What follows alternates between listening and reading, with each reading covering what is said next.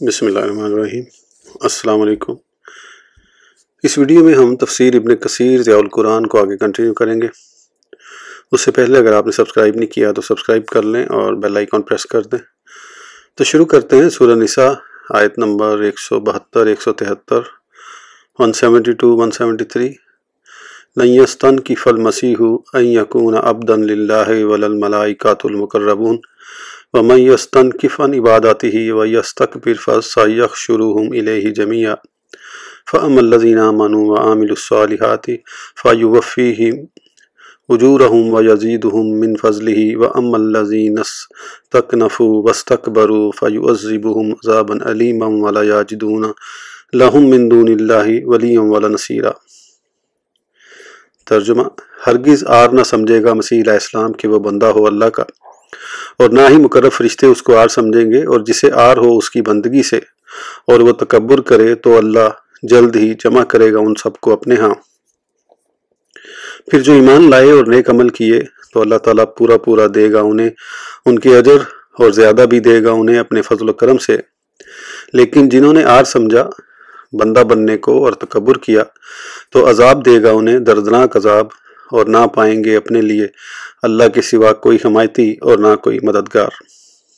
تفسیر: لن یستنکف المسیح، حضرت ابن عباس اس کا معنی بیان فرماتے ہیں کہ حضرت مسیح اللہ کا بندہ ہونے میں اپنے آپ کو بڑا خیال نہیں کریں گے۔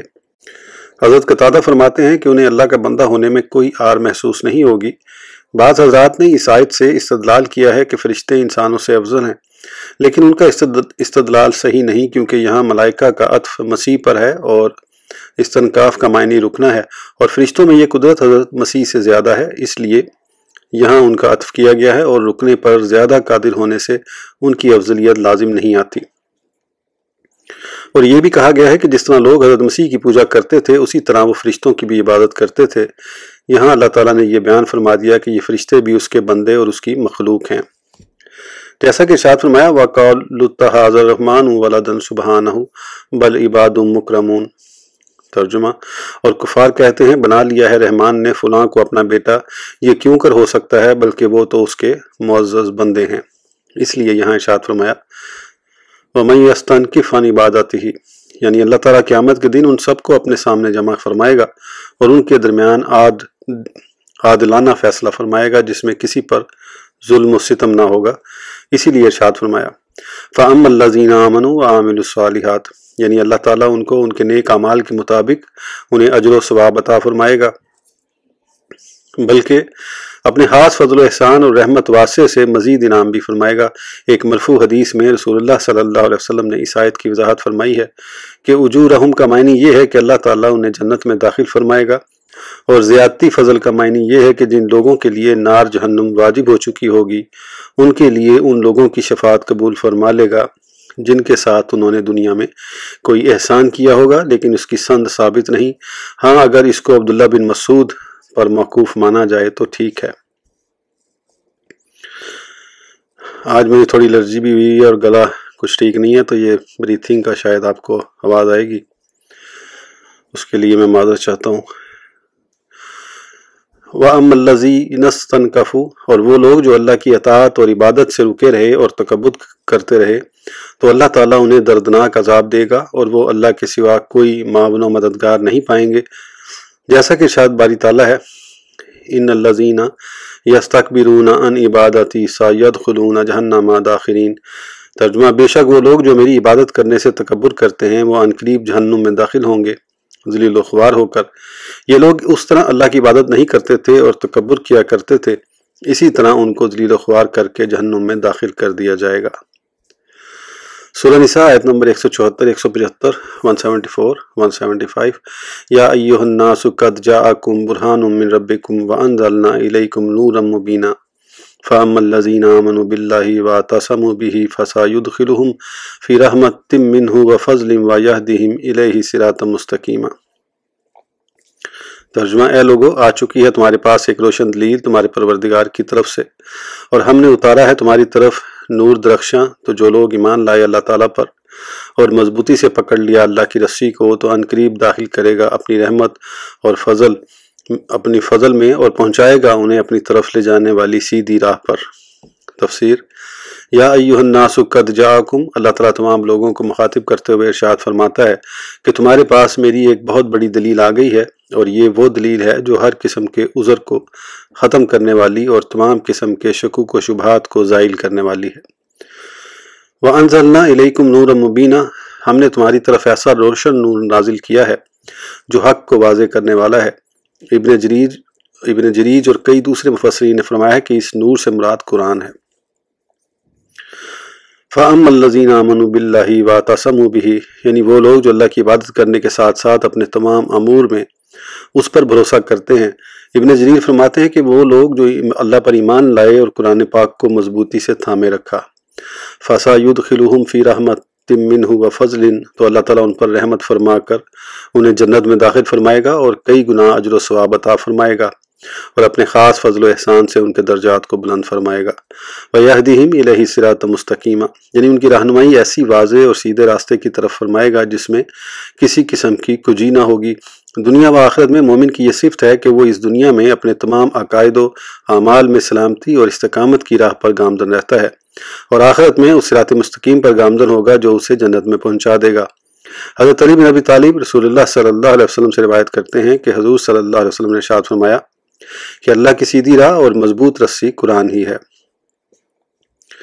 सूरह निसा आयत नंबर 176 176, यस्तफ्तूनक कुलिल्लाहु युफ्तिकुम फिल कलालत इन इम्रुउन हलका लैसा लहू वलदुन वलहू उख्तुन फलहा निस्फु मा तरका व हुवा यारिसुहा इन लम यकुल लहा वलदु फ़इन काना तस्नतैनि फलहु मस्सुलुसानि मिम्मा तरका व इन कानु इख्वतन रिजालन व निसाअन फलिज़्ज़करि मिस्लु हज़्ज़िल उन्सयैन युबय्यिनुल्लाहु लकुम अन तज़िल्लु वल्लाहु बिकुल्लि शैइन अलीम।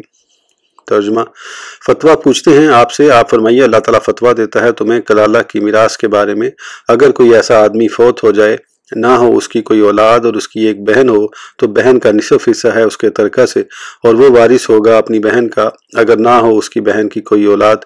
फिर अगर दो बहनें हों तो उनको 2/3 मिलेगा उससे जो उसने छोड़ा, और अगर वारिस हो बहन भाई मर्द भी और औरतें भी, तो मर्द भाई का हिस्सा 2 औरतों यानी बहनों के हिस्से के बराबर है। साफ साफ बयान करता है अल्लाह तुम्हारे लिए अपने अहकाम ताकि गुमराह न हो जाओ, और अल्लाह ताला हर चीज़ को खूब जानने वाला है। तफसीर यस्तफ्तूनक कुलिल्लाहु युफ्तिकुम, हज़रत बरा फरमाते हैं कि कुरान करीम की सबसे आखिरी नाजिल होने वाली सूरत सूरह बरात है, और सबसे आखिर में नाजिल होने वाली आयत यस्तफ्तूनक है। हज़रत जाबिर बिन अब्दुल्लाह फरमाते हैं कि रसूलुल्लाह सल्लल्लाहु अलैहि वसल्लम मेरे घर में तशरीफ़ लाए। मैं उस वक़्त बीमार था और बेहोश पड़ा था। आपने वज़ू फरमाया और फिर मुझ पर वज़ू का पानी डाला, और जब मुझे कुछ अफाका हुआ तो मैंने अर्ज़ की कि मैं विरासत के लिहाज से कलाला हूँ, मेरी मिरास कैसे तकसीम होगी। तो अल्लाह ताला ने आयत फ़राइज़ नाजिल फरमाई। बाज़ रिवायत में ये अल्फाज हैं कि मिरास की आयत नाजिल हुई। हज़रत अबू ज़ुबैर रिवायत करते हैं कि हज़रत जाबिर फरमाते हैं कि यस्तफ्तूनक मेरे बारे में नाजिल हुई। इस तरह इस आयत का मायने ये हुआ कि ये लोग कलाला के बारे में पूछते हैं। कलाला के बारे में मुकम्मल बहस पहले गुजर चुकी है। ये अकलील ताज से माखूज़ है जो सर को तमाम अतराफ से घेर लेता है।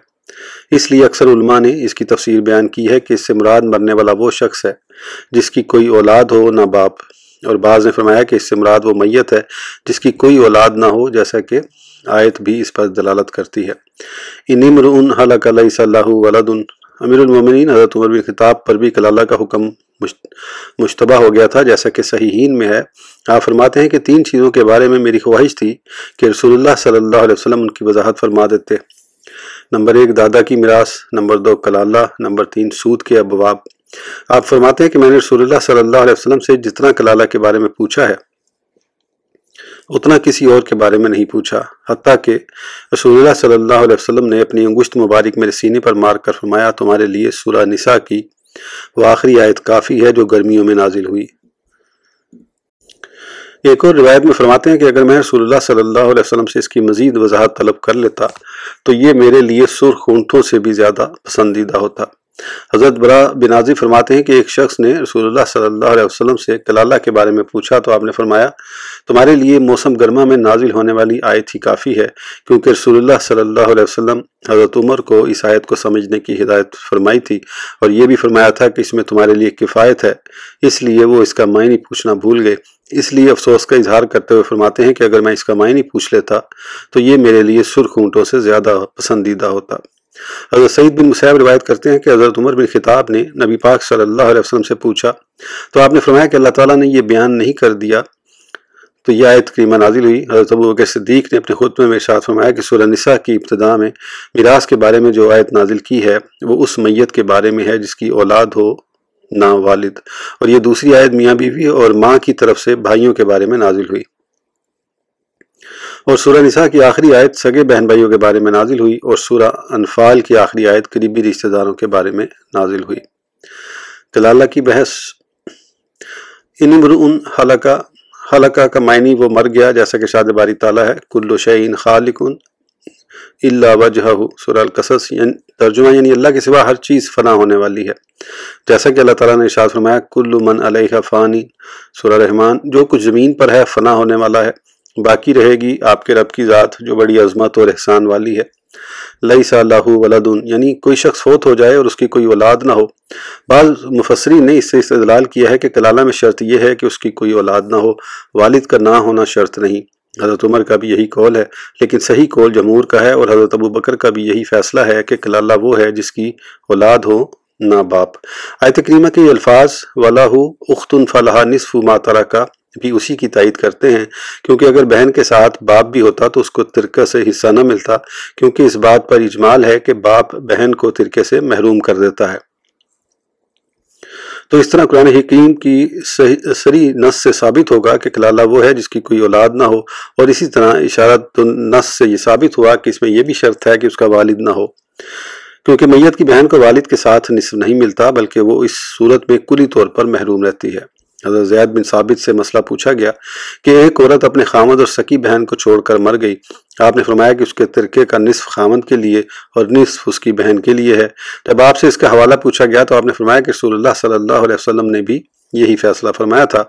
حضرت ابن عباس اور ابن زبیر فرماتے ہیں کہ اگر کوئی شخص بیٹی اور بہن چھوڑ کر فوت ہو جائے اور اس کی کوئی اولاد نہ ہو اور اس کی ایک بہن ہو تو اس کو نصف ملے گا، کیونکہ وہ اس صورت میں ایک بیٹی چھوڑ گیا ہے اور ولد کا اطلاق بیٹی پر ہوتا ہے، اس لیے بیٹی کی موجودگی میں بہن کو کچھ نہیں ملے گا۔ لیکن جمہور صحابہ کرام نے اس مسئلہ میں ان کی مخالفت کی ہے، وہ فرماتے ہیں کہ اس صورت میں بیٹی کو نصف ملے گا اور بہن کو بھی نصف ملے گا اسبہ ہونے کی وجہ سے، اور اس کی دلیل حضرت اسود کی روایت ہے۔ آپ فرماتے ہیں کہ حضرت معاذ بن جبل نے رسول اللہ صلی اللہ علیہ وسلم کے عہد مبارک میں بیٹی کے لیے نصف اور بہن کے لیے بھی نصف کا فیصلہ کیا۔ حضرت ابو موسیٰ اشعری سے پوچھا گیا کہ اگر کوئی شخص بیٹی، پوتی اور بہن چھوڑ کر فوت ہو جائے تو میراث کیسے تقسیم ہوگی؟ آپ نے فرمایا بیٹی کے لیے نصف اور بہن کے لیے نصف ہے۔ پھر فرمایا جاؤ عبداللہ بن مسعود سے پوچھ لو، وہ بھی اس مسئلے میں میری موافقت کریں گے۔ جب وہ شخص حضرت عبداللہ بن مسعود کی خدمت میں حاضر ہوا اور انہیں حضرت موسیٰ اشعری کے فیصلے سے آگاہ کیا تو آپ نے فرمایا کہ میں اس میں وہی فیصلہ کروں گا جو رسول اللہ صلی اللہ علیہ وسلم نے فرمایا تھا، بیٹی کو نصف ہی ملے گا، پوتی کو چھٹا حصہ، اس طرح 2 ثلث مکمل ہو جائیں اور جو باقی بچے گا وہ بہن کو ملے گا۔ جب حضرت ابو موسیٰ کو مسئلہ مذکور کے بارے میں اس رائے کا علم ہوا تو آپ نے فرمایا جب تک تمہارے پاس یہ صاحب علم موجود ہے مجھ سے سوال نہ کیا کرو۔ وَهُوَ يَرِثُهَا إِن لَّمْ يَكُن لَّهَا وَلَدٌ، یعنی اگر بہن فوت ہو جائے تو اس کی نہ کوئی اولاد ہو نہ والد، تو بھائی اس کے کل مال کا وارث ہوگا، کیونکہ اگر اس کا والد زندہ ہوتا تو اس صورت میں بھائی کو کچھ نہ ملتا۔ ہاں اگر بھائی کے ساتھ کوئی دوسرا مقرر حصے والا ہوتا جیسے خامند یا ماں کی طرف سے بھائی، تو انہیں اس کا حصہ دے کر جو باقی بچتا ہے وہ بھائی کو دے دیا جاتا ہے، کیونکہ رسول اللہ صلی اللہ علیہ وسلم نے ارشاد فرمایا کہ فرائض کو ان کے اہل کے ساتھ ملاؤ اور جو باقی بچے وہ اس مرد کا جو سب سے زیادہ قریب ہو۔ فَإِن كَانَتْ اثْنَتَيْنِ فَلَهُمَا الثُّلُثَانِ مِمَّا تَرَكَ، یعنی اگر کلالہ کے طور پر مرنے والے کی 2 بہنیں ہوں تو ان کو 2 ثلث ملے گا، اسی طرح اگر 2 سے زیادہ ہوں تو ان کا بھی یہی حکم ہے۔ بعض فقہاء نے 2 بیٹیوں کے حصے کا حکم اسی سے اخذ کیا ہے جس طرح کہ 2 سے زائد بہنوں کے ترکے کا حکم بیٹیوں کے ترکے کے حکم سے اخذ کیا گیا ہے، جیسا کہ ارشاد باری تعالیٰ ہے فَإِن كُنَّا نِسَاءً فَوْقَ اثْنَتَيْنِ فَلَهُنَّ ثُلُثُ مَا تَرَكَ، سورہ نساء۔ اسی طرح ارشاد فرمایا وَإِن كَانُوا إِخْوَةً رِجَالًا وَنِسَاءً فَلِلذَّكَرِ مِثْلُ حَظِّ الْأُنثَيَيْنِ، یہ حکم بیٹوں، پوتوں اور بھائیوں کے اسبہ ہونے کے لحاظ سے ہے کہ جب ان میں مذکر و مؤنث جمع ہو جائیں تو ایک مرد کو 2 عورتوں کے برابر حصہ ملے گا۔ یبین اللہ لکم، یعنی اللہ تعالیٰ میراث کے مسائل کو تمہارے لیے بیان فرماتا ہے، اپنی حدود کو مقرر کرتا ہے اور شریعت کے احکام کو بالکل واضح کر کے بیان فرما دیتا ہے۔ ان تضلوا، یعنی یہ اللہ تعالیٰ اس لیے بیان فرماتا ہے تاکہ تم اس بیان و وضاحت کے بعد حق سے بہک نہ جاؤ۔ واللہ بکل شیء علیم، یعنی وہ تمام امور کے عواقب، انجام اور ان کی مصلحتوں کو خوب جانتا ہے، اور اسے یہ بھی معلوم ہے کہ اس کے بندوں کے لیے کسی چیز میں بھلائی ہے اور کون مرنے والی کی وراثت کا حقدار ہے۔ حضرت محمد بن پیرین روایت کرتے ہیں کہ رسول اللہ صلی اللہ علیہ وسلم اپنے صحابہ کے ہمراہ کسی سفر پر جا رہے تھے۔ حضرت حذیفہ کی اونٹنی کا سر رسول اللہ صلی اللہ علیہ وسلم کی اونٹنی کے کجاوے کے قریب تھا، اور حضرت عمر کی اونٹنی کا سر حضرت حذیفہ کی اونٹنی کے سر سے ملا ہوا تھا۔ اسی حالت میں یہ آیت کریمہ نازل ہوئی تو رسول اللہ صلی اللہ علیہ وسلم نے یہ آیت کریمہ حضرت حذیفہ کو سنا دی اور انہوں نے حضرت عمر کو۔ اس کے بعد جب حضرت عمر نے حضرت حذیفہ سے اس آیت کریمہ کے بارے میں پوچھا تو آپ نے فرمایا، قسم باخدا میں نے جو کچھ رسول اللہ صلی اللہ علیہ وسلم سے سنا وہ تمہیں سنا دیا، قسم باخدا میں تمہیں اس سے زیادہ کچھ نہیں بتا سکتا۔ حضرت عمر یہ دعا فرمایا کرتے تھے کہ اے باری تعالیٰ، اگرچہ تو نے اس حکم کو ان کے لیے واضح کر دیا ہے لیکن یہ میرے لیے واضح نہیں ہوا، لیکن یہ روایت منقطع ہے۔ ایک دوسری روایت میں ہے کہ حضرت عمر نے اپنے عہد خلافت میں حضرت حذیفہ سے اس آیت کے بارے میں پوچھا تھا۔ حضرت سعید بن مسیب فرماتے ہیں کہ حضرت عمر نے رسول اللہ صلی اللہ علیہ وسلم سے کلالہ کی میراث کے بارے میں دریافت کیا تو یہ آیت کریمہ نازل ہوئی۔